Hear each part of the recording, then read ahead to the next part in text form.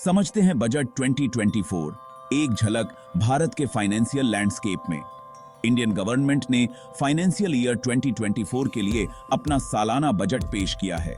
यह budget economic growth और financial responsibility के बीच बैलेंस बनाना चाहता है। यह जोर देता है रूरल डेवलपमेंट, इंफ्रास्ट्रक्चर, टैक्सेशन और इन्वेस्टमेंट पर। बजट का इंपैक्ट इन्वेस्टर्स, बिजनेस और आम आदमी सभी देखेंगे। आगे हम बजट 2024 के मुख्य पॉइंट्स को डिटेल में समझेंगे। ग्रामीण भारत पर जोर, विकास और समृद्धि के बीच बोना। बजट 2024 ग्रामीण भारत पर जोर देता है। सरकार ने एग्रीकल्चर के लिए बड़ा हिस्सा रखा है। इरिगेशन प्रोजेक्ट्स के लिए ज्यादा फंड देना, खेती के नए तरीके अपनाने को बढ़ावा देना और रूरल इंफ्रास्ट्रक्चर को मजबूत बनाना। इंफ्रास्ट्रक्चर को मजबूत बनाना, एक मजबूत अर्थव्यवस्था की राह बनाना।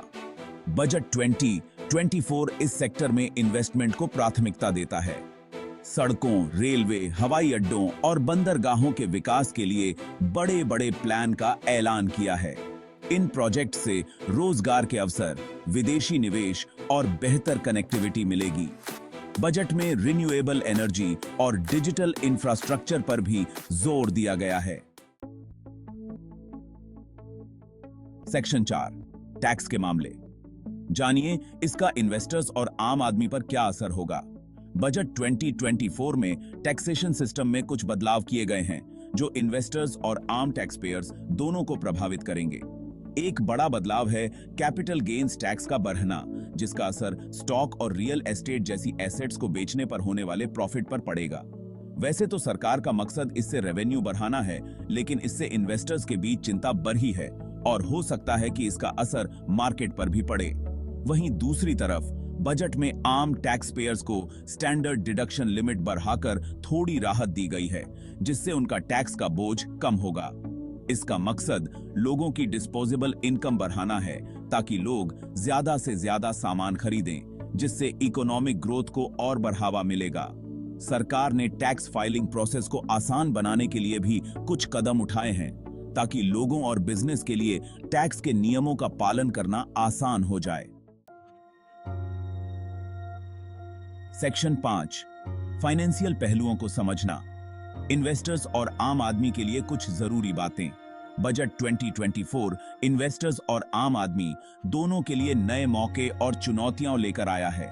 इन्वेस्टर्स को ध्यान से देखना होगा कि इस बजट का अलग अलग सेक्टर्स पर क्या असर पड़ रहा है और उसके हिसाब से अपनी इन्वेस्टमेंट स्ट्रेटेजी बदलनी होगी।